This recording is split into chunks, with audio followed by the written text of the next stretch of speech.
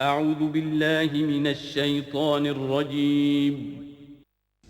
بسم الله الرحمن الرحيم.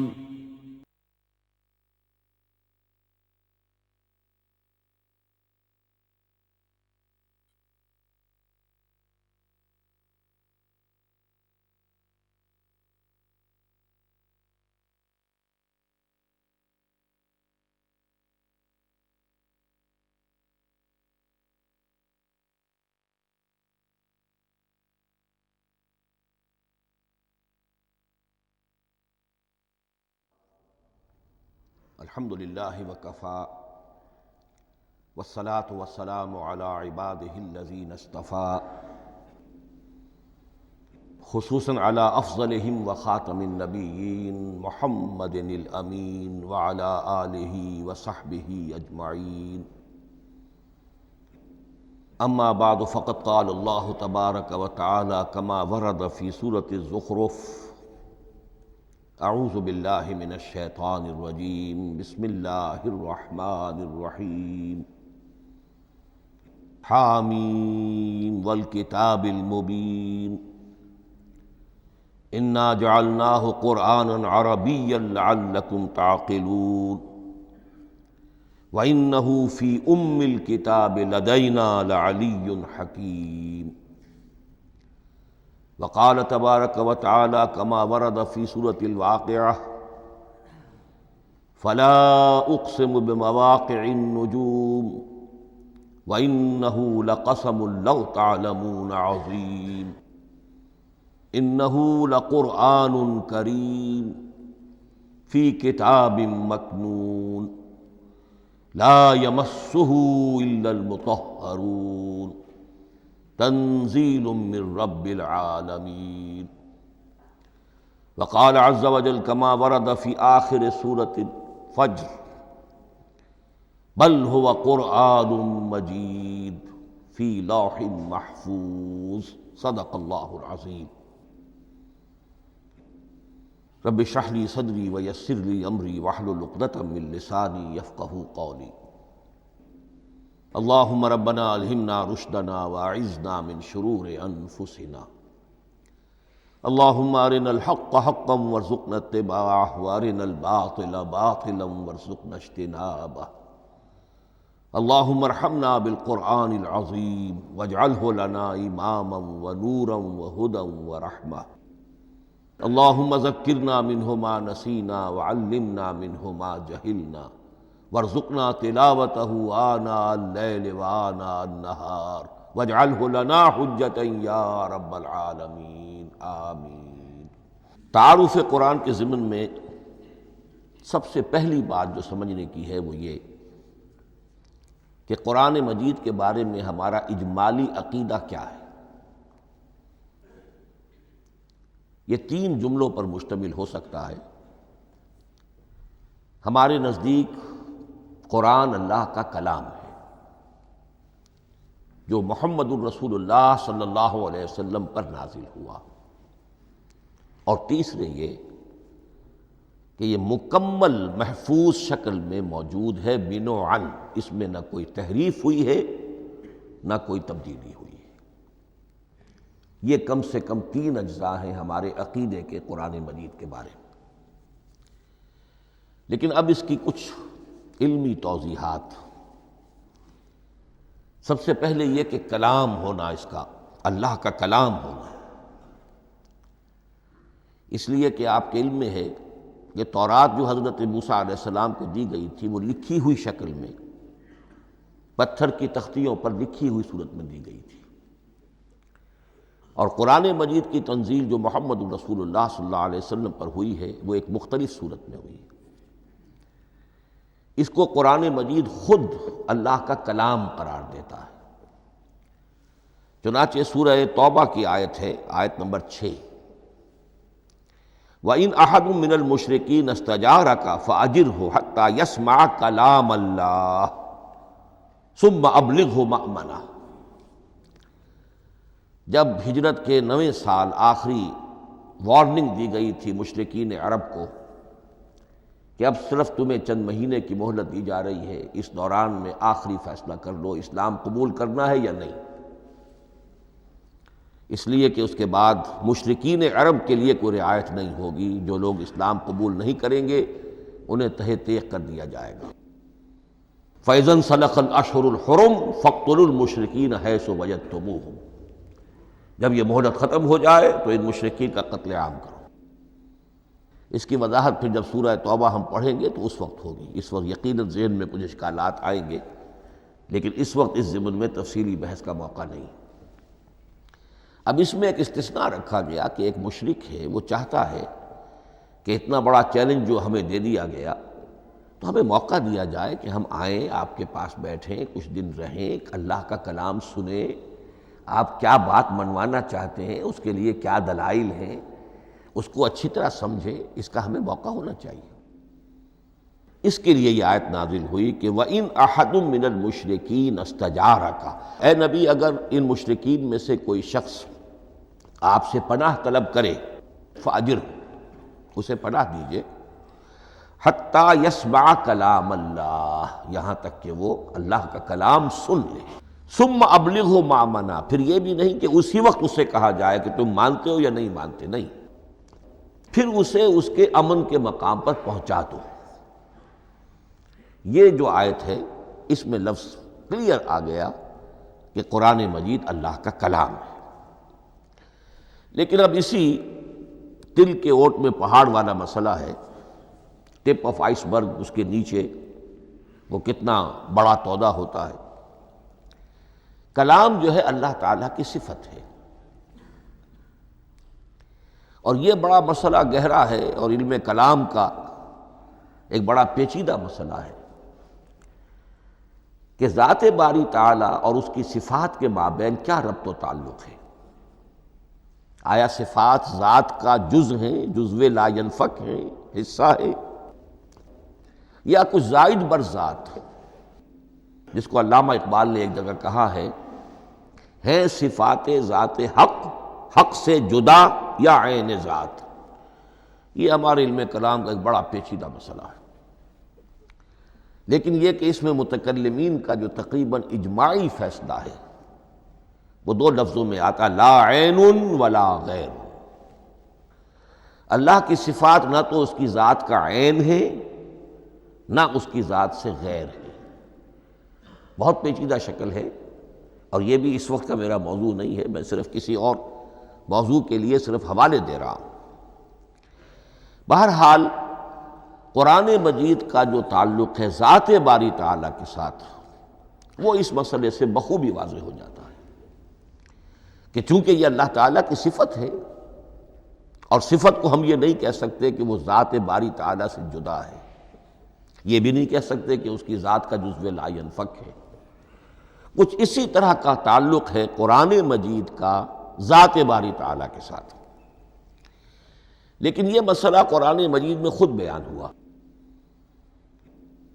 اور سورہ حشر کی آیت میں تو یہ فرمایا گیا، اللہ تعالیٰ نے اپنے اس کلام کی عظمت کو یوں بیان کیا، وہ عظمت کما ہیا، جیسے کہ وہ فی الواقع ہے، اور جس کا کہ گویا کہ پورا ادراک ہمارے لیے اپنی بہت سی محدودیتوں کی وجہ سے ممکن نہیں ہے، لیکن ایک تمثیل کے پیرائے میں سمجھایا، لو انزلنا ھذا القرآن علی جبل لرأیتہ خاشعا متصدعا من خشیۃ اللہ وتلک الامثال نضربها للناس لعلهم یتفکرون۔ اگر ہم نے اس قرآن کو کسی پہاڑ پر اتار دیا ہوتا تو تم دیکھتے کہ وہ دب جاتا اور پھٹ جاتا اللہ کے خوف سے۔ اور یہ مثالیں ہیں جو ہم لوگوں کے لیے بیان کرتے ہیں تاکہ وہ غور کریں، تدبر کریں، سمجھیں۔ ما لا یدرک کلہ لا یترک کلہ، اگرچہ بتمام و کمال عظمت قرآن کا فہم ان کے لیے ممکن نہیں ہے، لیکن کسی درجے میں تو کچھ انعکاس اس کا ہو جائے، کچھ اندازہ ہو جائے، انسان اپنی ذہنی سطح کے اعتبار سے، اس کی مناسبت سے کسی درجے میں عظمت قرآن کا اندازہ کر لے، تو اللہ تعالیٰ کے ان الفاظ کو سامنے رکھے کہ لو انزلنا ھذا القرآن علی جبل لرأیتہ خاشعا متصدعا من خشیۃ اللہ۔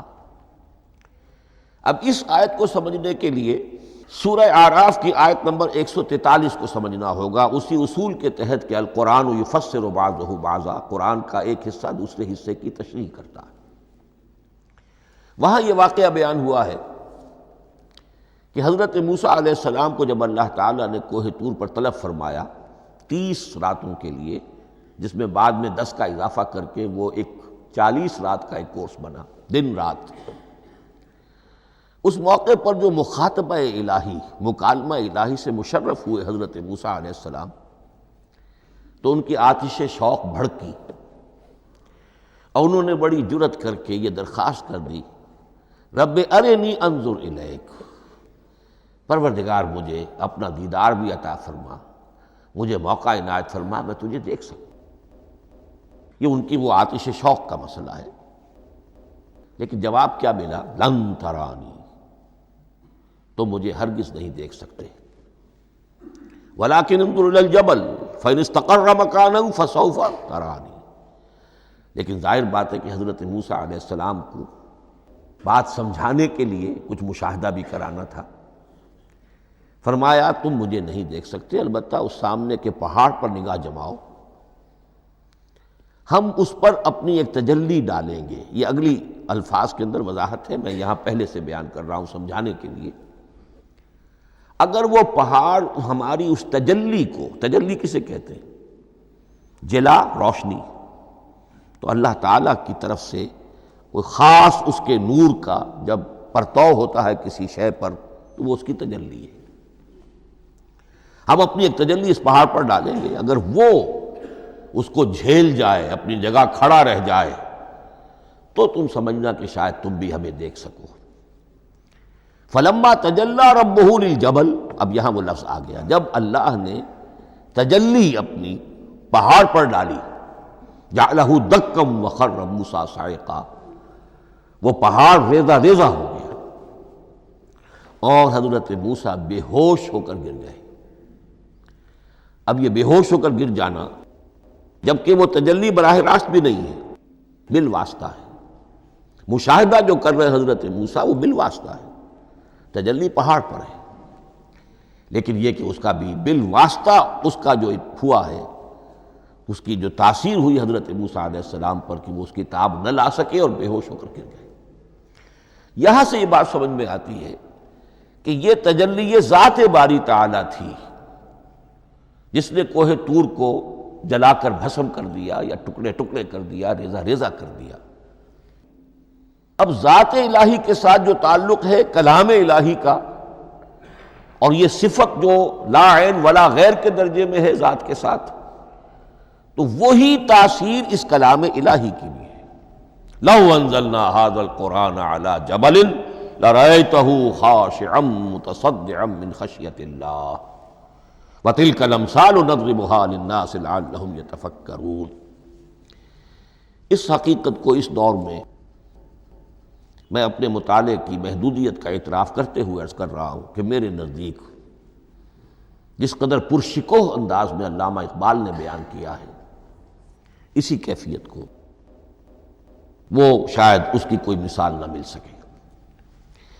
فاش گویم آنچ در دل مضمرست، یہ کتابیں نیست چیزیں دیگر است، میں صاف ہی کہہ دیتا ہوں جو میرے دل میں چھپی ہوئی بات ہے۔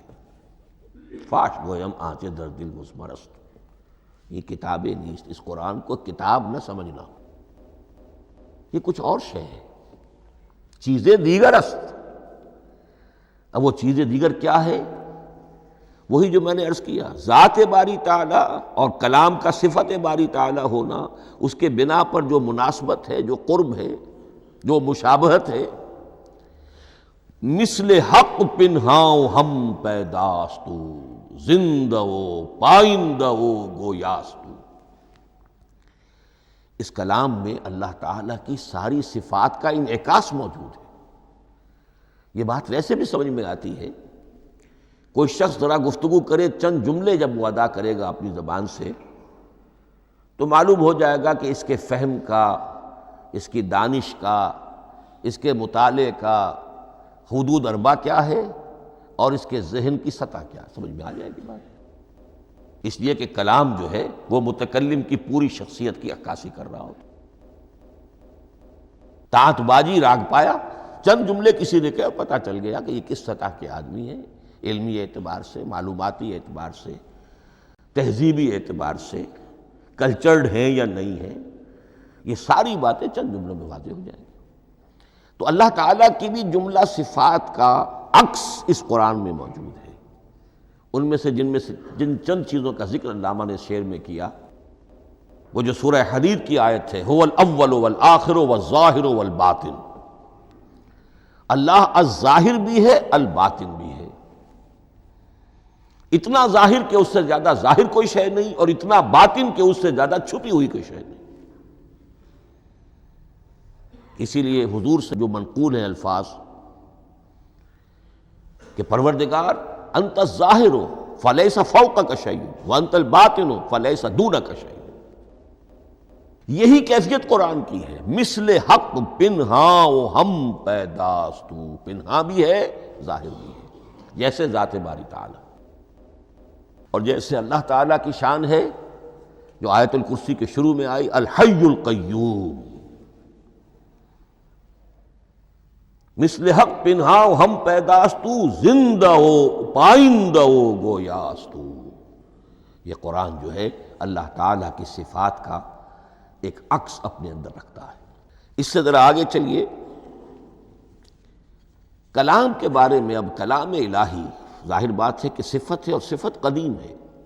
اللہ کی صفات حادث نہیں ہے، اللہ کی ذات بھی قدیم ہمیشہ سے ہے، اور اس کی صفات بھی قدیم ہمیشہ سے۔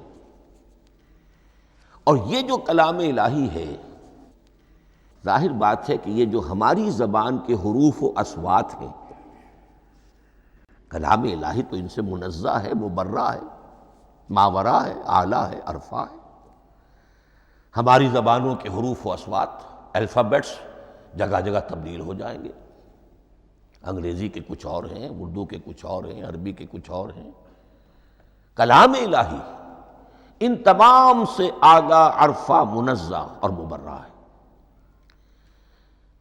یہ کلام الہی جب بھی نازل ہوا ہے، ظاہر بات ہے حضرت موسیٰ پر اگر کتاب اتاری گئی، وہ بھی علم الہی سے آئی، لیکن وہ عبرانی زبان میں آئی۔ حضرت عیسیٰ علیہ السلام پر انجیل اتاری گئی، ہم یقین سے نہیں کہہ سکتے، دو میں سے کسی ایک زبان میں اتاری گئی ہوگی، یا عبرانی ہوگی، اس لیے کہ شام کے جس علاقے میں، فلسطین کے جس علاقے میں ان کی پیدائش ہوئی، اور جہاں وہ دعوت و تبلیغ کے لیے گھومتے رہے، اس کے عوام کی زبان تھی آرامی، اور خواص کی زبان تھی عبرانی، ہیبریو۔ تو یا تو وہ بھی تورات کی طرح عبرانی ہی میں نازل ہوئی تھی، یا آرامی میں ہوگی، لیکن اب کوئی نسخہ نہ ہیبریو کا، کوئی قدیم نسخہ دنیا میں موجود ہے، نہ آرامی کا۔ جو سب سے پرانا نسخہ ملتا ہے انجیل کا، وہ اس کا ترجمہ ہے، لیٹن زبان کا ترجمہ ہے، یا گریک ترجمہ ہے، اصل کوئی نہیں۔ بہرحال جب وہ کلام الہی محمد الرسول اللہ پر نازل ہوا، اب اس نے حروف و اصوات کا وہ جامہ پہنا کہ جو عربی زبان کے ہیں۔ یہی وجہ دیکھیے، میں نے جو آیت سورہ حامیم، یہ جو سلسلہ سور ہے اس میں سے سورہ زخرف کی آیت جو میں نے آپ کو سنائی، حامیم والکتاب المبین انا جعلناہ قرآنا عربیا لعلکم تعقلون، ہم نے بنا دیا ہے اپنے اس کلام کو قرآن عربی، اس کو عربی حروف و اصوات کا جامہ ہم نے پہنا دیا ہے۔ انا جعلناہ قرآنا عربیا لعلکم تعقلون، کہ چونکہ مخاطب اول جو قوم تھی امیین، ان کی زبان عربی تھی، لعلکم تعقلون، تاکہ تم اس کو سمجھ سکو۔ اب اس سے آگے چلیے، اصل قرآن مجید کے 3 مقامات سے معلوم ہوتا ہے، اصل قرآن اللہ کے پاس ہے۔ یہ قرآن جو ہمارے پاس ہے، مصحف ہے، مصحف عثمان رضی اللہ تعالی عنہ، یہ اس قرآن کی مصدقہ نقل ہے۔ اصل قرآن کہاں ہے؟ ایک جگہ فرمایا بل ہوا قرآن مجید فی لوح محفوظ، لوح محفوظ میں ہے، اصل قرآن وہاں ہے۔ اسی طریقے سے اسی سورہ زخرف کی اگلی آیت کیا ہے؟ ہم نے اسے عربی قرآن بنا کر اتارا، لیکن اصل قرآن کیا ہے؟ وَإِنَّهُ فِي أُمِّ الْكِتَابِ لَدَيْنَا لَعَلِيٌّ حَكِيمٌ، حقیقت میں تو یہ ام الکتاب میں ہے جو ہمارے پاس ہے، اور علی ہے بہت بلند، حکیم بڑی حکمت والا، یا محکم مضبوط، حکیم کے دونوں معنی ہیں۔ استحکام بھی اسی ہے کاف اور میم کے مادے سے بنا ہے، کسی شے کا پختہ ہو جانا، مضبوط ہو جانا، اور عقل کی پختگی وہ حکمت ہے، وہ دانائی ہے۔ اس اعتبار سے نوٹ کیجئے اصل قرآن کہاں ہے؟ لوح محفوظ میں۔ اصل قرآن کہاں ہے؟ ام الکتاب میں۔ اسی کو کہا گیا ہے ایک اور مقام پر فی صحف مکرمۃ مرفوعۃ مطہرۃ بایدی سفرۃ کرام بررہ۔ یہ قرآن، اصل قرآن تو بڑے صحیفوں میں، ان صحیفوں میں ہے، ان صفحات میں ہے، ان اوراق میں ہے، جس کی شان کیا ہے؟ مکرمۃ، جن کی انتہائی تعظیم کی جاتی ہے، مطہرۃ، نہایت پاک صحیفے، فی صحف مکرمۃ مرفوعۃ، بلند و بالا، مطہرۃ بِأَيْدِي سَفَرَةٍ کرام بررہ، ان فرشتوں کے ہاتھ میں جو بہت باعزت، بہت اونچے درجے کے، ان کے ہاتھوں میں ہے۔ وہ لوگ ہیں کہ جن کی تحویل میں ہے یہ کلام پاک، فی صحف مکرمۃ مرفوعۃ مطہرۃ بِأَيْدِي سَفَرَةٍ کرام بررہ۔ اب اسی کو بیان کیا ہے سورہ واقعہ میں، فلا اقسم بمواقع النجوم، تو نہیں، میں قسم کھاتا ہوں ستاروں کے ڈوبنے کی جگہ کی۔ وَإِنَّهُ لَوْ تَعْلَمُونَ لَقَسَمٌ عَظِيمٌ، وَإِنَّهُ لَقَسَمٌ لَوْ تَعْلَمُونَ عَظِيمٌ، اور اگر تم جان سکتے تو یہ بہت بڑی قسم ہے جو ہم نے کھائی ہے، بہت بڑی گواہی ہے جو ہم نے پیش کی ہے۔ اب تدریجاً اس کا انکشاف ہو رہا ہے۔ یہ آج جو تصور ہے بلیک ہولز کا، اس سے کچھ اندازہ ہوتا ہے یہ ستارے کہاں ڈوب جاتے ہیں، بڑے بڑے ستارے نسیم منسیہ ہو جاتے ہیں، ستارے نہیں، پوری گیلیکسیز اس میں گم ہو جاتے ہیں، وہ مقبرے ہیں بڑی بڑی گیلیکسیز کے۔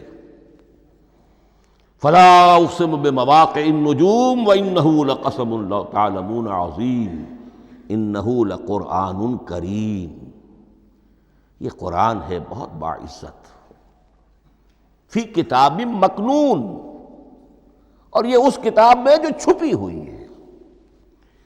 یہ لؤلؤ مکنون کا لفظ آتا ہے قرآن مجید میں، جیسے موتی ہوتے ہیں انہیں چھپا کر رکھا جاتا ہے ڈبیوں میں، مخملی ڈبیوں کے اندر موتیوں کو، اسی طریقے سے فی کتاب مکنون، لا یمسہ الا المطہرون، وہ صحیفے بھی بہت مطہرہ تھے اور ان کو چھو نہیں سکتے مگر وہی جو انتہائی پاک ہیں، ملائکہ مقربین، جن کے قریب سے بھی ہو کر معصیت یا گناہ کا کوئی تصور تک نہیں گزر سکتا، وہ ہیں جو اس کو چھوتے ہیں، ان کے ہاتھوں میں ہے، ان کی تحویل میں ہے۔ یہ ہے وہ چیزیں کہ جس سے اندازہ ہوا کہ اصل قرآن کہاں ہے۔ یہ جو ہمارے پاس ہے در حقیقت یہ نقل مطابق اصل ہے، مصدقہ نقل ہے۔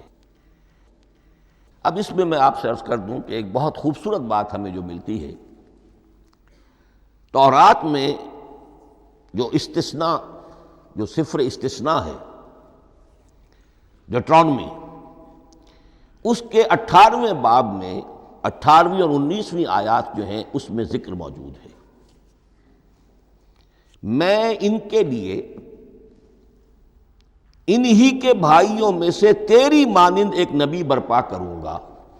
اللہ تعالیٰ کلام فرما رہے ہیں یہاں حضرت موسیٰ علیہ السلام سے، آج بھی موجود ہے، اولڈ ٹیسٹمنٹ، ڈیوٹرانومی، یا کتاب استثناء سفر استثناء اس کا 18واں باب، اس کی 18ویں اور 19ویں آیات، جب چاہیں جا کر دیکھ لیں۔ میں ان کے لیے ان کے بھائیوں ہی میں سے تیری مانند ایک رسول اٹھاؤں گا، میں ان کے لیے انہی کے بھائیوں میں سے تیری مانند ایک نبی برپا کروں گا اور اپنا کلام اس کے منہ میں ڈالوں گا، اور جو کچھ میں اس سے کہوں گا وہی وہ ان سے کہے گا۔ یہ ہے جو پیشین گوئی ہے محمد الرسول اللہ صلی اللہ علیہ وسلم کی۔ اور یہاں وہ فرق واضح کر دیا گیا، اے موسیٰ تم سے تو یا تو ہم نے کلام کیا ہے یا تمہیں جو کتاب دی ہے وہ لکھی ہوئی دی ہے، لیکن جو نبی تیری ہی مانند میں برپا کروں گا۔ اب اس میں بھی نوٹ کرنے کی بات ہے کہ حضرت موسیٰ کے مشابہ نبی اکرم صلی اللہ علیہ وسلم کے سوا کوئی نبی نہیں۔ صاحب کتاب وہ بھی تھے، صاحب کتاب محمد بھی ہیں، صاحب امت وہ بھی تھے، اور صاحب امت محمد رسول اللہ ہے تیری مانند۔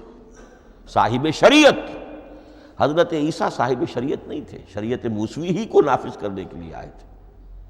ان کی حیثیت دین موسوی کے مجدد کی تھی، ویسے نبی تھے، اللہ کے فضل و کرم سے نبی تھے، اس میں کوئی شک نہیں، رسول تھے، لیکن یہ کہ ان کے کام کی نوعیت کیا تھی، اس لیے کہ کوئی نئی شریعت لے کر نہیں آئے۔ اب بھی انجیل میں الفاظ موجود ہیں، don't think I have come to destroy law, the Mosaic law جسے یہ کہتے ہیں، شریعت موسوی، وہ تم پر نافذ رہے گی، تم اس کی پابندی کرو گے، چونکہ صاحب شریعت رسول یا موسیٰ یا محمد صلی اللہ علیہ وسلم علیہ الصلوۃ والسلام۔ تو میں ان کے بھائیوں میں سے، اب بھائی کون ہوں گے؟ ظاہر بات ہے بنی اسرائیل، ان کے کزنز کون ہیں؟ بنی اسماعیل۔ بنی اسرائیلی تو جو بھی نبی ہے وہ انہی میں سے ہے، ان کے بھائیوں میں سے، تو بھائی تو ہوگا، ان کا کزن ہوگا، اب وہ کون ہے؟ بنی اسماعیل۔ تو ان کے بھائیوں میں سے گویا کہ غیر اسرائیلی جو ان کے قریب ترین قرابت دار ہوں گے وہ بنو اسماعیل ہیں۔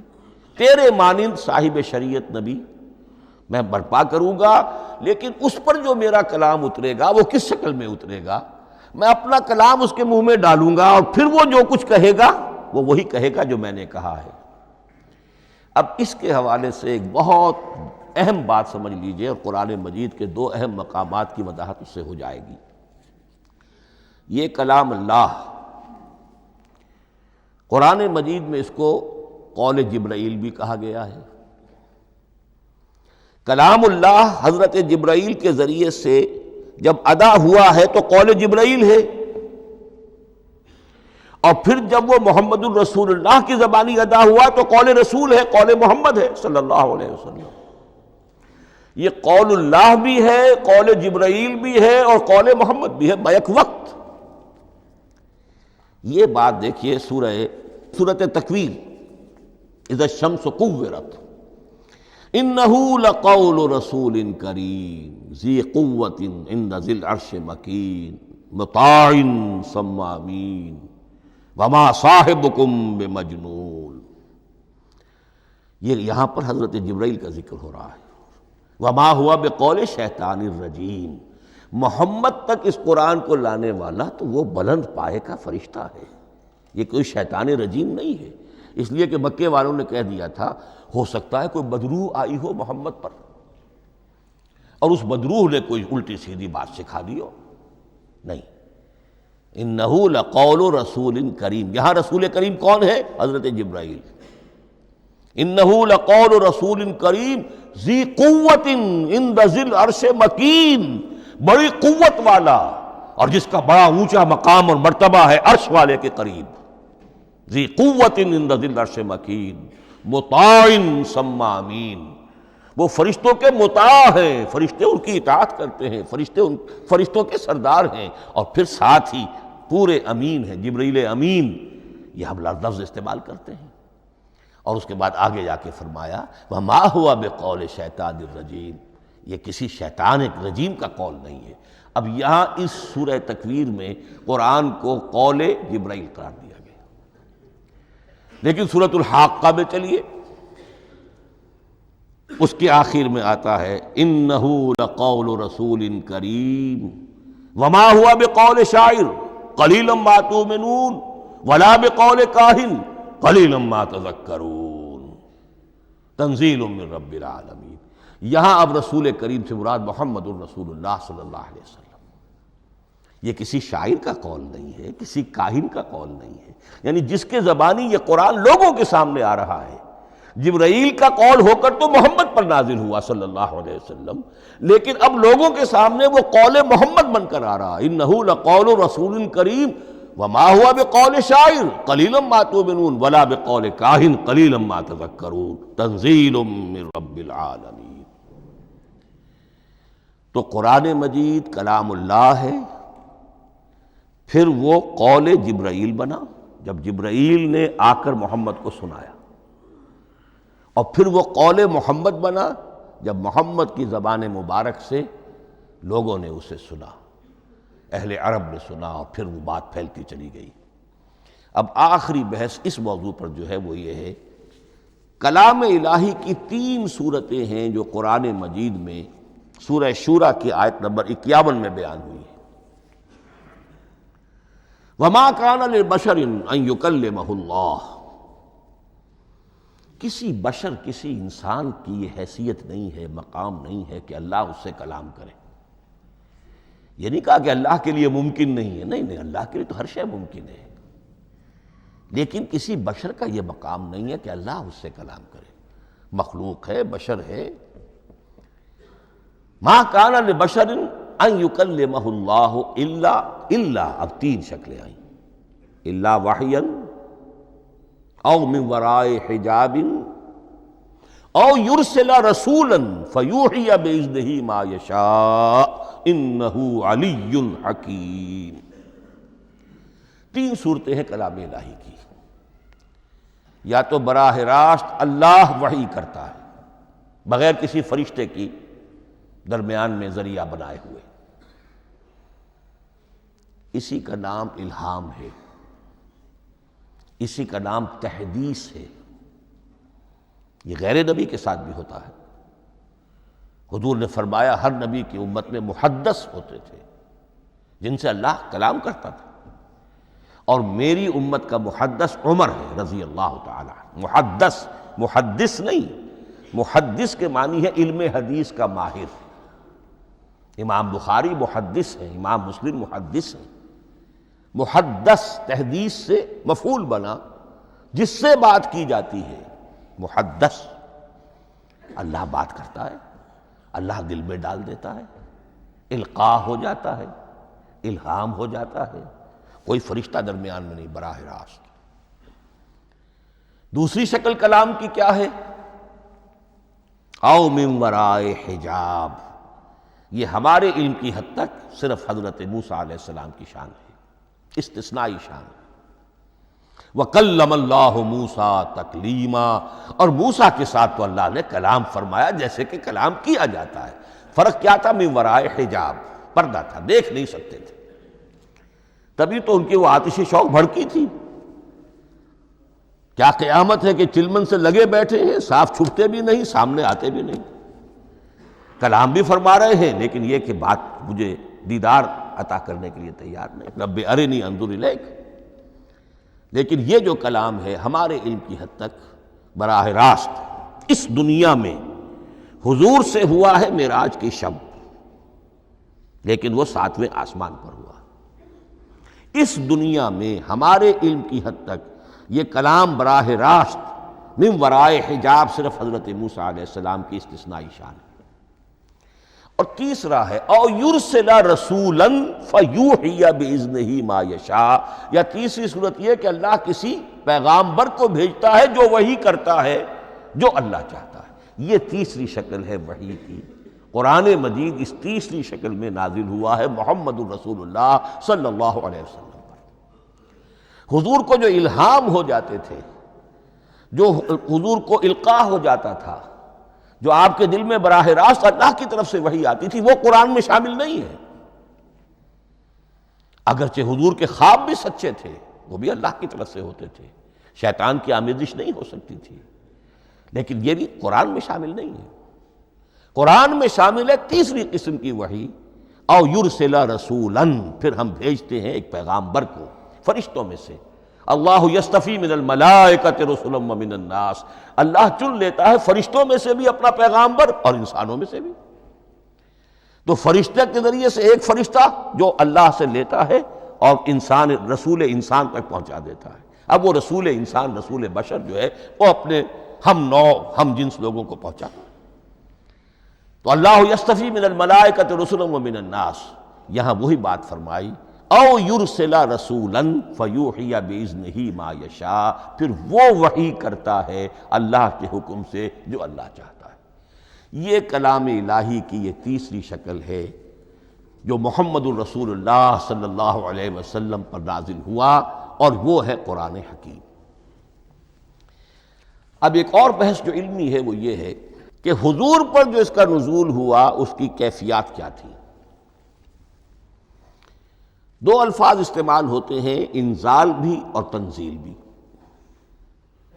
ان دونوں میں فرق کیا ہے اس کو نوٹ کر لینا چاہیے۔ لغوی اعتبار سے جان لینا چاہیے، نزل ینزل کسی کا خود اترنا، نازل ہونا، اترنا۔ انزل ینزل دفعتاً اتار دینا، کسی اور نے کسی شے کو دفعتاً نیچے اتار دیا۔ یہی مفہوم نزلہ کے ساتھ بے لگ جائے تو آ جاتا ہے، با کے ساتھ نزلہ بہی، یہ اتارنے کے مفہوم میں آئے گا۔ لفظی ترجمہ یہ بھی کر سکتے وہ اترا اس شے کے ساتھ۔ نزل بہ الروح الامین، اس کو لے کر نازل ہوا خود روح الامین فرشتہ علی قلبک، اے محمد صلی اللہ علیہ وسلم آپ کے قلب مبارک پر۔ تو نزلہ بے اور انزال اس کے معنی ایک ہی ہے، لیکن اگلا لفظ ہے تنزیل، نزل ینزل تنزیلا، اس کے معنی ہے رفتہ رفتہ، تدریجاً، نجمن نجمن، تھوڑا تھوڑا کر کے، وقفے وقفے سے اتارنا۔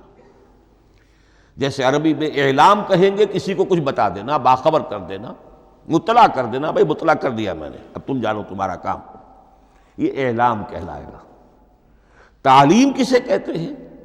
سکھانا، درجہ بدرجہ، دیکھنا اس کی استعداد کیا ہے، آج یہ کیا بات سمجھ سکتا ہے، میں اتنے ہی درجے تک سمجھاؤں، اب کل میں اسے مزید سمجھاؤں گا، پرسوں مزید سمجھاؤں گا۔ یہ درجہ بدرجہ کسی شے کو سمجھانا، یہ تعلیم ہے۔ تو انزل ینزل انزالا، یہ ہے اتار دینا دفعتاً، اور نزل ینزل تنزیلا، یہ ہے تدریجاً اتارنا۔ اب قرآن مجید کے لیے یہ دونوں الفاظ مستعمل ہیں، لیلۃ القدر اور لیلۃ المبارکہ۔ اب یہ دو بھی نوٹ کر لیجئے، قرآن مجید میں چونکہ اہم مضامین کم سے کم دو جگہ پر ضرور آتے ہیں۔ انا انزلناہ فی لیلۃ القدر، یہاں انزلنا ہے، نزلنا نہیں ہے، انزلنا ہے، ہم نے اتارا اس کو لیلۃ القدر میں۔ اور باقی صورت تو آپ کو یاد ہوگی، وما ادراک ما لیلۃ القدر، لیلۃ القدر خیر من الف شہر، تنزل الملائکۃ والروح فیہا باذن ربہم من کل امر، سلام ہی حتی مطلع الفجر۔ لیکن یہ اہم مضمون قرآن مجید میں دوسری جگہ بھی ہے، سورہ دخان کے شروع میں فرمایا حامیم والکتاب المبین انا انزلناہ فی لیلۃ مبارکۃ انا کنا منذرین فیہا یفرق کل امر حکیم امرا من عندنا انا کنا مرسلین رحمتا من ربک انہ هو السمیع العلیم۔ یہ لیلۃ المبارکہ ہے، ایک ہی ہے، لیلۃ القدر اور لیلۃ المبارکۃ، ان دونوں کے لیے وہی انزلنا کا لفظ آیا۔ لیکن یہ کہ سابقہ کتابوں کے اعتبار سے قرآن مجید کا فرق واضح کیا گیا ہے۔ مثلا سورہ نساء کی آیت نمبر 136 بہت نمایاں ہے، بہت نمایاں ہے۔ وہاں فرمایا گیا یا ایھا الذین آمنوا آمنوا باللہ ورسولہ والکتاب الذی نزل علی رسولہ والکتاب الذی انزل من قبل۔ اے ایمان کے دعوے دارو، حقیقتاً ایمان لاؤ، ایسے ایمان لاؤ جیسے ایمان لانے کا حق ہے، اللہ پر بھی اور اس کے رسول پر بھی، اور اس کتاب پر بھی جو اللہ نے اپنے رسول پر نازل فرمائی، اور اس کتاب پر بھی جو اللہ نے پہلے نازل فرمائی۔ لیکن نازل کے لیے یہاں آیا حضور کے لیے والکتاب الذی نزل علی رسولہ، تنزیل کی شکل میں، اور تورات کے لیے والکتاب الذی انزل من قبل، وہ تو دفعۃ واحدا لکھی ہوئی تختیوں کی شکل میں حضرت موسیٰ علیہ السلام کو دے دی گئی تھی۔ تو یا ایھا الذین آمنوا آمنوا باللہ ورسولہ والکتاب الذی نزل علی رسولہ والکتاب الذی انزل من قبل۔ یہ جو تنزیل ہوئی ہے حضور پر، یعنی لیلۃ القدر میں جو رمضان مبارک میں ہے، پورا قرآن لوح محفوظ سے، کتاب مکنون سے، ام الکتاب سے نقل کر کے اتار دیا گیا سمائے دنیا تک۔ پہلا آسمان جسے ہم کہتے ہیں سمائے دنیا، وہ آسمان جو قریب ترین ہے دنیا کے، وہاں سے اب یہ درجہ بدرجہ تھوڑا تھوڑا چند آیتیں، چند سورتیں، پھر آیتیں، پھر سورتیں، یہ نازل ہوا محمد الرسول اللہ صلی اللہ علیہ وسلم پر۔ گویا کہ پہلا مرحلہ انزال کا ہے، پورا قرآن لوح محفوظ یا کتاب مکنون یا ام الکتاب سے نقل کر کے اتار دیا گیا سمائے دنیا تک۔ یہ ہے انزل ینزل انزالا، انا انزلناہ فی لیلۃ القدر انا انزلناہ فی لیلۃ مبارکہ۔ لیکن محمد الرسول اللہ پر یہ نازل ہوا اب تھوڑا تھوڑا، نجمن نجمن، درجہ بدرجہ، تدریجاً۔ یہ ہے تنزیل۔ اس تنزیل کی حکمت قرآن مجید میں بیان ہوئی ہے، اور اس اعتبار سے کہ اہل عرب نے، اہل مکہ نے اعتراض کیا تھا کہ یہ پورا قرآن تو نہیں محمد ایک ہی مرتبہ پیش کر دیتے صلی اللہ علیہ وسلم۔ اس میں جو چیز مضمر تھی وہ یہ تھی کہ چونکہ یہ حقیقت میں اللہ کا کلام نہیں ہے، یہ محمد کا اپنا کلام ہے، تو کوئی شاعر دنیا میں ایسا نہیں ہے جو ایک دم اپنا پورا دیوان دے دے۔ وہ تو ساری عمر میں تھوڑا تھوڑا، آج غزل کہی، کل قصیدہ کہا، پرسوں کچھ اور کہا، پھر وہ جمع ہوتا ہے تو وہ دیوان بنتا ہے۔ اسی طریقے سے تو یہ کر رہے ہیں۔ اگر یہ اللہ کا کلام ہوتا تو بیک وقت آ جاتا۔ یہ تو ذرا محنت کرتے ہیں، کچھ اس کے اندر اس کو اپنی محنت سے کوشش کر کے کچھ موضوع کرتے ہیں، کلمات، الفاظ، اور اس طریقے سے رفتہ رفتہ لے کر آ رہے ہیں۔ اس لیے ان کا اعتراض نقل ہوا ہے یہ وَقَالَ الَّذِينَ كَفَرُوا لَوْلَا نُزِّلَ عَلَيْهِ الْقُرْآنُ جُمْلَةً وَاحِدَةً، انہوں نے کیوں نہیں اترا یہ قرآن پورا کا پورا ایک ہی بار؟ یہ اعتراض تھا۔ اس اعتراض کے جو جوابات دیے گئے ہیں وہ نوٹ کیجئے کہ لوگوں کے حق میں یہ مفید ہے، یہ پورے قرآن کا تحمل ایک وقت میں کر نہیں سکتے۔ یہ پورا قرآن تو ایک ہی مرتبہ اگر پہاڑ پر بھی اتار دیا جاتا تو وہ پھٹ جاتا، دب جاتا۔ وَقُرْآنًا فَرَقْنَاهُ لِتَقْرَأَهُ عَلَى النَّاسِ عَلَى مُكْثٍ وَنَزَّلْنَاهُ تَنزِيلًا، سورہ بنی اسرائیل آیت 106۔ یہ وہ قرآن ہے جس نے ہم نے جس کو ٹکڑے ٹکڑے کر کے، فرق نہ ہو، فرق توڑ دینا، تھوڑا تھوڑا کر کے ہم نے کر دیا، لِتَقْرَأَهُ عَلَى النَّاسِ عَلَى مُكْثٍ، تاکہ آپ اسے پڑھ کر سنائے لوگوں کو وقفے وقفے سے، تاکہ وہ سہار سکیں، سنبھال سکیں، برداشت کر سکیں۔ وَنَزَّلْنَاهُ تَنزِيلًا، اسی وجہ سے ہم نے اسے نازل کیا ہے بطرز تنزیل، بطرز انزال نہیں، بطرز تنزیل۔ وَقُرْآنًا فَرَقْنَاهُ لِتَقْرَأَهُ عَلَى النَّاسِ عَلَى مُكْثٍ وَنَزَّلْنَاهُ تَنزِيلًا۔ ایک حکمت تو ہو گئی عوام کے لیے، ایک حکمت خود رسول کے لیے صلی اللہ علیہ وسلم۔ كَذَلِكَ لِنُثَبِّتَ بِهِ فُؤَادَكَ وَرَتَّلْنَاهُ تَرْتِيلًا۔ اب ذرا نوٹ کیجئے، قلب محمدی کے لیے بھی اس پورے کلام کا ایک دم سہار آسان کام نہیں تھا۔ یہ اس لیے، یہ اسی سورہ الفرقان کی جو آیت کا میں نے ایک حصہ آپ کو سنا دیا تھا، اسی کے اندر اس کا جواب آیا ہے، اسی آیت میں، آیت نمبر 32 ہے یہ سورہ فرقان کی۔ وَقَالَ الَّذِينَ كَفَرُوا لَوْلَا نُزِّلَ عَلَيْهِ الْقُرْآنُ جُمْلَةً وَاحِدَةً، یہ اعتراض ہے۔ جواب کیا ہے؟ كَذَلِكَ لِنُثَبِّتَ بِهِ فُؤَادَكَ، ہم نے یہ اس لیے کیا ہے نبی کہ اس کے ذریعے سے آپ کے دل کو ٹھہراؤ اور جماؤ عطا کریں۔ یہ ایک دم اس کا اتر جانا، اِنَّا سَنُلْقِي عَلَيْكَ قَوْلًا ثَقِيلًا، بڑا بھاری بوجھ ہے، ناقابل برداشت ہے، تاکہ رفتہ رفتہ آپ کا دل، اس کے اندر تقویت بڑھتی چلی جائے، اس کے اندر اور اس کا تحمل جو ہے، اس کی صلاحیت بڑھتی چلی جائے۔ كَذَلِكَ لِنُثَبِّتَ بِهِ فُؤَادَكَ وَرَتَّلْنَاهُ تَرْتِيلًا، اسی لیے ہم نے تھوڑا تھوڑا کر کے نازل کیا ہے۔ ولا یاتونک بمثل الا جئناک بالحق واحسن تفسیرا، ساتھ ہی فرمایا کہ یہ لوگ جو بھی اعتراض کریں گے ہم اس کا جواب بھی اور بہترین تعویل بھی آپ کو دے دیں گے۔ اب اگلی بحث یہ ہے یہ قرآن کب اور کہاں نازل ہوا۔ یہ عام معلوماتی شے ہے، اس میں کوئی پیچیدگی نہیں ہے، لیکن اس کی اہمیت ہے بہت ضروری ہے، وہ میں انشاءاللہ اگلی بحث میں جب کہ قرآن کے سمجھنے کے جو اصول ہیں ان کو بیان کروں گا تو وضاحت سے بات آئے گی۔ یہ کہ یہ عام معلوماتی ایک ہمارے ذہن میں خاکہ رہنا چاہیے، زمان و مکان کا کیا رشتہ ہے قرآن کے ساتھ۔ قرآن نازل کب ہوا؟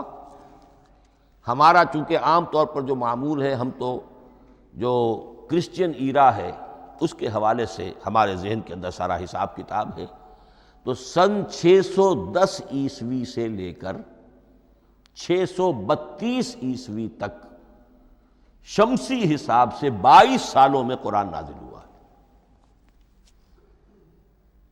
571 حضور کی ولادت کا سال ہے، 571 عیسوی۔ 610 میں آپ 39 سال کے ہوئے، لیکن قمری حساب سے 40 کے ہو چکے۔ 610 میں قرآن کی تنزیل شروع ہوئی اور 632 میں آپ کا انتقال ہوا۔ 22 برس زمانی اعتبار سے نقشہ ذہن میں رکھیے، اور اسے ہم اگر دوسرے حساب سے کہیں گے تو عام الفیل، وہ جو ابرہہ آیا تھا بیت اللہ کو ڈھانے کے لیے، وہ سال عربوں میں بہت مشہور ہو گیا تھا، اور وہی سال حضور کی ولادت کا ہے، تو عام الفیل ہی میں حضور کی ولادت ہوئی، لہذا 40 عام الفیل میں قرآن مجید کا نزول شروع ہوا، اور 11 ہجری تک یہ 23 برس بنتے ہیں قمری حساب سے۔ ایک رائے یہ بھی ہے کہ قرآن کا نزول 20 برس میں ہوا ہے، اور اس میں وضاحت یہ ہے کہ پہلے 3 سال اللہ تعالیٰ نے ایک فرشتے کو، حضرت اسرافیل علیہ السلام کو مامور کیا تھا حضور کی تعلیم پر۔ دنیاوی اعتبار سے حضور نے کوئی تعلیم حاصل نہیں کی، آپ امی تھے،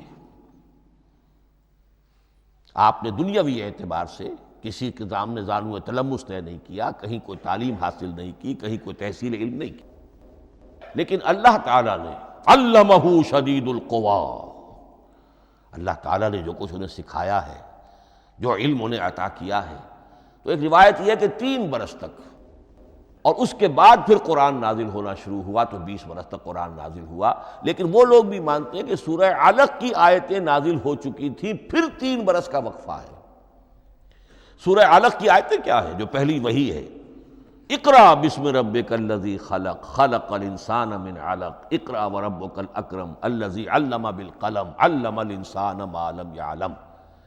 گویا کہ بسم اللہ ہو رہی ہے محمد الرسول اللہ صلی اللہ علیہ وسلم کی تعلیم کی، اور جن گھرانوں میں یہ رواج ابھی تک چل رہا ہو، بسم اللہ بچوں کی کراتے ہیں، ایک تقریب کی شکل میں منعقد کرتے ہیں، ہمارے ہاں یہ رواج تھا، اب ہم چھوڑ چکے ہیں، کہ جو تقریب بھی حضور کی اور صحابہ کی زندگیوں سے ثابت نہ ہو، ہمیں کوشش کرنی چاہیے کہ ان تقریبات کا سلسلہ منقطع کریں۔ ما انا علیہ واصحابی، ہماری تقریبات جو ہیں وہ بس وہیں تک محدود رہنی چاہیے۔ بہرحال وہ جو ایک چلتی ہے روایت، 4 سال 4 مہینے 4 دن کا بچہ یا بچی ہے تو بسم اللہ یہی آیتیں پڑھی جاتی ہیں، پڑھ تو نہیں سکتا، انگلی رکھ کر پڑھانے والا کوئی عالم دین بیٹھ جاتا ہے سامنے، وہ نہا دھو کر بچہ یا بچی بیٹھی ہوئی ہے، اور اس کو اقرأ بسم ربک الذی خلق، خلق الانسان من علق، اقرأ وربک الاکرم الذی علم بالقلم، علم الانسان ما لم یعلم۔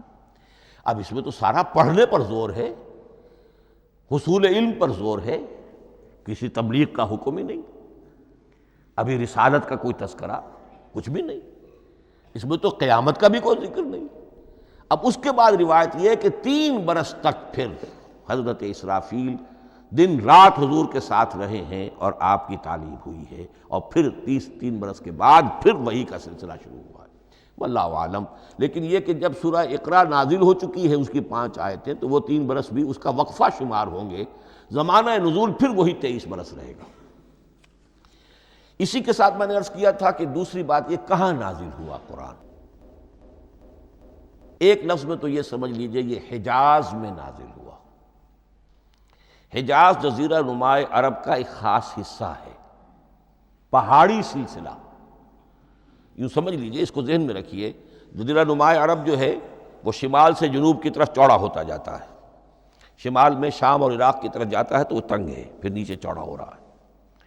اس کا جو مغربی ساحل ہے جس پر جدہ کی بندرگاہ بھی ہے، ینبو کی بھی ہے، اس کے کہیں وہ ایک میدان شروع ہوتا ہے ساحل سے، کہیں وہ بہت مختصر ہے، کہیں خاصا چوڑا ہے، اس کو کہتے ہیں تہامہ۔ پھر ایک پہاڑی سلسلہ ہے، اس کو کہتے ہیں حجاز۔ یہ پہاڑی سلسلہ جو ہے اس کے بعد جو ہے وہ نجد کہلاتا ہے، وہ سطح مرتفع ہے، پلیٹو۔ تو یہ تین حصے ہیں جزیرہ نماء عرب کے جغرافیائی اعتبار سے، اور حجاز کہتے بھی ہیں پردے کو، حاجزن، پردہ جو دو چیزوں کے درمیان حائل ہو جائے۔ تو یوں سمجھیے کہ یہ فلیٹ ہے نجد کا، اور یہ فلیٹ ہے میدان، یہ ہے تہامہ کا، اور درمیان میں یہ پہاڑی سلسلہ کھڑا ہوا ہے، تو یہ گویا کہ ان دونوں کو جدا کر رہا، یہ حجاز ہے۔ اس حجاز ہی کا شہر مکہ ہے، اس حجاز ہی کا شہر مدینہ ہے، اس حجاز ہی کا شہر طائف ہے، اس حجاز ہی کی آخری ٹپ سمجھ لیجئے تبوک ہے۔ تو حضور صلی اللہ علیہ وسلم کی پوری زندگی آغاز وحی کے بعد سے لے کر وہ اسی علاقے کے اندر، پہلے آپ مکے میں تھے، قرآن مجید کی جو صورتیں اس دور میں نازل ہوئیں، یہ آیتیں نازل وہ مکیات کہلاتی ہیں۔ پھر آپ نے ہجرت کی، اور ہجرت کر کے جب آپ جا رہے تھے اس دوران میں بھی کچھ قرآن نازل ہوا اثناء ہجرت میں۔ پھر آپ مدینے تشریف فرما ہوئے، اب وہ ہم کہتے ہیں مدنی قرآن، لیکن مدنی قرآن سارا مدینے میں نازل نہیں ہوا۔ آپ کبھی جا رہے کسی مہم پر، کسی جنگ کے لیے، غزوہ بدر کے لیے آ گئے ہیں، تو وہاں جو آیات نازل ہو رہی ہیں وہ مدینے میں تو نہیں ہو رہی۔ براڈ تقسیم تو یہی ہے، مکی مدنی۔ ہجرت سے قبل جو کچھ نازل ہوا وہ مکی، ہجرت کے بعد جو کچھ نازل ہوا وہ مدنی۔ لیکن صرف مدنی کہنا صحیح نہیں ہے، اثناء سفر تبوک، اتنا طویل سفر ہے آپ کا، اس کے دوران آتے جاتے قرآن نازل ہوتا رہا۔ لیکن یہ بات نوٹ کر لیجئے کہ پورا قرآن حجاز ہی میں نازل ہوا ہے، یہ تمام شہر، یہ تمام علاقہ حجاز کہلاتا ہے۔ ایک اور بحث جو ہم اسی اپنی پہلی نشست میں مکمل انشاءاللہ کر لیں گے، وہ ہے محفوظیت قرآن کی بحث۔ میں نے عرض کیا تھا کہ تین چیزوں پر ہمارا عقیدہ مشتمل ہے۔ یہ اللہ کا کلام ہے، نمبر ایک، نازل ہوا محمد الرسول اللہ پر صلی اللہ علیہ وسلم، اسی لیے ہم نے کلام سے متعلق کچھ مباحث علمی گہرائی میں اتر کر وہ سمجھے، حضور پر اس کے نزول، انزال اور تنزیل کے مختلف مراحل کو سمجھا۔ اب اس کی محفوظیت کے اعتبار سے واقعہ یہ ہے کہ واحد کتاب ہے پوری دنیا میں، واحد کتاب جس کے بارے میں دشمن بھی تسلیم کرتے ہیں، چاہے وہ اسے اللہ کا کلام نہ مانے، لیکن یہ مانتے ہیں کہ بعین ہی وہ شے جو محمد نے اپنی امت کو دی تھی آج بھی امت کے پاس صحیح موجود ہے۔ ظاہر بات ہے اگر تو اسے اللہ کا کلام مانے، وہی مانے، تب تو مسلمان ہی ہو گئے۔ وہ تو یہی کہتے ہیں کہ بہرحال محمد نے چاہے خود لکھا، تصنیف کیا، جو بھی کچھ کیا، اس کو چھوڑ دیجئے، لیکن جو شے محمد نے اپنی امت کو دی تھی صلی اللہ علیہ وسلم، بعین ہی وہ شے موجود ہے۔ تو یہ محفوظیت قرآن کی جو ہے، جبکہ کوئی اور دنیا کی کتاب اس کی مدعی ہی نہیں۔ تورات والوں کا سرے سے یہ دعویٰ ہی نہیں ہے، وہ تورات تو گم ہو گئی تھی نبوکدنضر کے حملے کے وقت، اس کے بعد سے دنیا میں تورات کا وجود نہیں ہے، اور پھر 100 برس کے بعد اپنی یادداشتوں سے مرتب کی ہے یہ تورات جو آج ہمارے سامنے ہے۔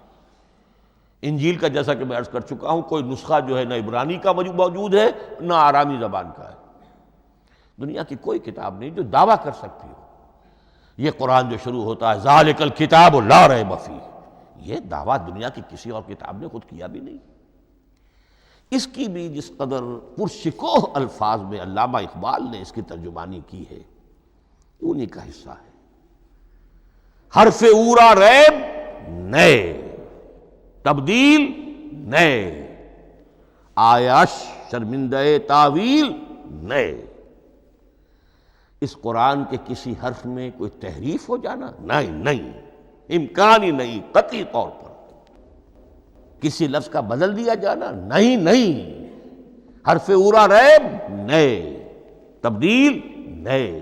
اس میں کسی کا شک پر مبنی ہونا نہیں، آیش شرمندہ تعویل نئے، اس کی آیت کوئی بھی ایسی نہیں جسے تروڑا مروڑا جا سکے، یہ اپنی حفاظت خود کرتی ہے۔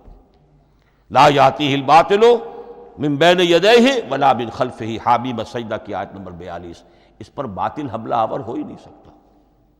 انا نحن نزلنا الذکر وانا لہ لحافظون، ہم ہی نے یہ الذکر نازل کیا ہے اور ہم ہی اس کی حفاظت کرنے والے ہیں۔